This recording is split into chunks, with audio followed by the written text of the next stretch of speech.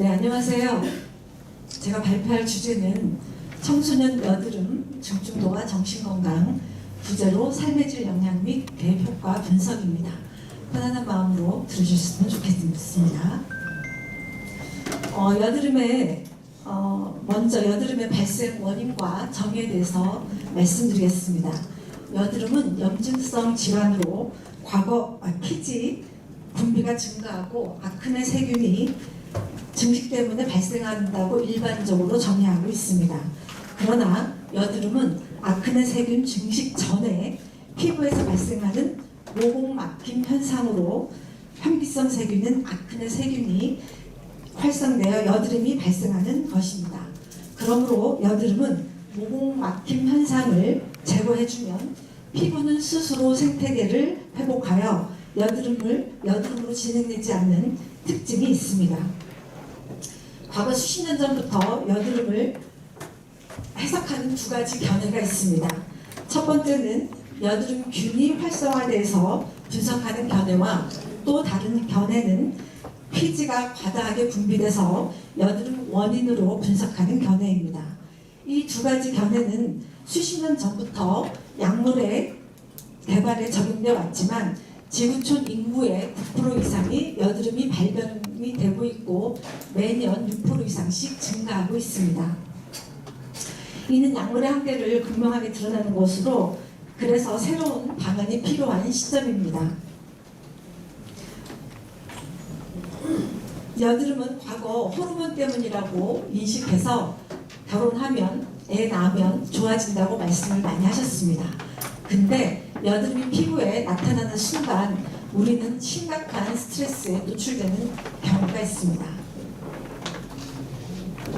그래서 만약 우리 아이가 여드름이라면 이런 전제를 가지고 여드름을 한번 들여다보면 우선 우리 아이는 우울, 불안, 자존감 저하, 과도한 외모 집착으로 대인관계의 어려움을 경험하게 되는 것을 의미합니다.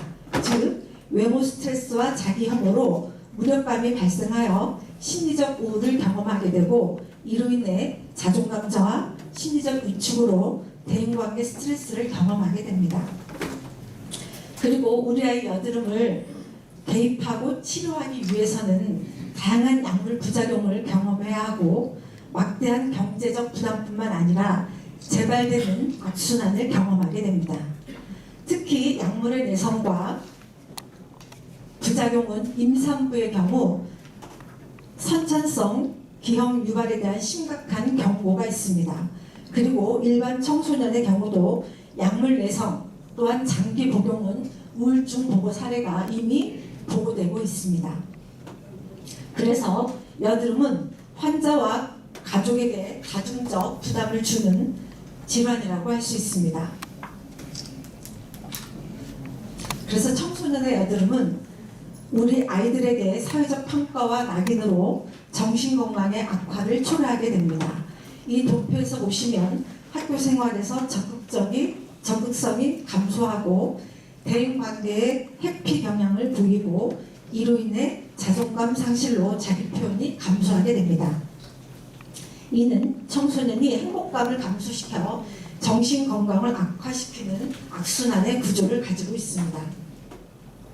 이처럼 청소년의 정신건강을 악화시키는 여드름은 오래전부터 육안으로 여드름의 숫자와 모양을 분별하여 여드름의 등급을 분류하는 방법을 사용해 왔습니다. 이 방법을 여드름 중증도 시스템이라고 하여 GHS라고 합니다.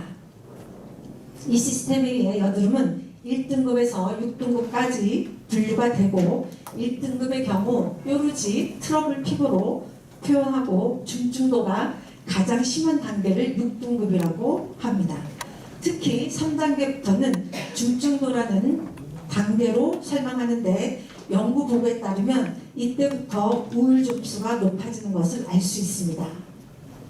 즉 여드름 중증도가 증가할수록 우울, 불안이 증가하고 심각한 경우 자살, 사고 증가도 확인되고 있습니다. 결과적으로 여드름이 2등급 이상으로 평가받기 시작하면 정신건강에 악화되고 삶의 질이 좋아진다는 것을 많은 연구 논문에서 보고하고 있습니다. 그래서 6등급의 경우 심각한 화농을 포함한 농포의 심각한 흉터가 존재하여 정신건강 부담이 증가하고 여드름이 중증도가 심각할수록 삶의 질 저하가 두드러지게 나타나는 경향이 있습니다. 그래서 청소년 여드름 대입은 단순 피부 치료가 아니라 피부, 정신, 사회성을 통합적으로 회복시키는 것이라고 말씀드릴 수 있습니다. 청소년 여드름의 대입의 핵심은 문제 상황을 인식하고 적극적으로 대입하는 것입니다. 이 대입은 피부뿐만 아니라 정신 건강을 함께 회복하는 것을 말합니다. 대입 과정은 화장품, 약물, 레이저 치료, 에스테틱 관리 등 다양하지만 이러한 과정은 다양한 부작용을 경험하게 되고 경제적 부담으로부터 자유롭지 못합니다. 더구나 경제적 취약 계층의 청소년은 적극적 대입이 더욱 어렵습니다. 그 이유는 정보 부족으로 접근성이 취약하고 경제적 부담으로 치료 지속성을 유지하기가 어려워서 이로 인한 심리적 위축이 증가하기 때문입니다. 그러므로 경제적 취약 청소년을 위한 사회적 연대 기반 피부 건강 대입이 필요합니다. 이를 위해 기업이 제품 및 플랫폼을 제공하고 학교가 접근 환경을 제공하고 지역사회가 취약계층을 연결을 돕는다면 비용 부담으로 치료를 중단하여 반복된 재발 경험을 차단할 수 있습니다. 이러한 사회적 연대 기반 피부 건강 대입은 접근성 제한 해소, 관리 공백 해소를 통해 청소년의 우울감 감소와 삶의 질의 긍정적 지표를 확보할 수 있습니다. 이러한 문제를 해결하기 위해 다음과 같은 세 가지 제안이 필요합니다. 첫 번째, 접근 가능하고 지속 가능한 일상 대입 시스템 개발이 필요합니다. 두 번째, 여드름을 조기에 차단하는 예방적 정신 피부학 대입이 필요합니다. 세 번째, 저부담으로 누구나 접근 가능한 피부 관리 프로그램이 필요합니다. 이 세 가지 제안은 청소년 여드름 대입의 핵심이라고 할 수 있으며 반드시 일상적 사용이 가능하고 반복 적용이 가능하며 지속적 관리 가능 등으로 누구나 쉽게 접근 가능하여 특히 비용이 부담 없는 것이 중요하다고 할 수 있습니다. 마무리하면서 자사에서 개발한 미세박피 기술에 대한 연구 논문을 소개하면서 이 발표를 마치겠습니다. 이 논문은 학술 등대지에 발표되었으며 3% 스피큐를 하면 세안제의 안면 여드름 개선 효과라는 논문입니다. 이 논문에서는 여드름의 경우 피지 분비에 있어서 많고 적음의 차이는 있지만 피지샘에서 분비하는 피지가 피부 표면으로 분비되도록 유도하고 모공 막힘을 개선한다면 현미성 세균은 여드름 세균을 중식될 수 없다는 것이라는 가설을 세우고 이를 검증한 논문입니다.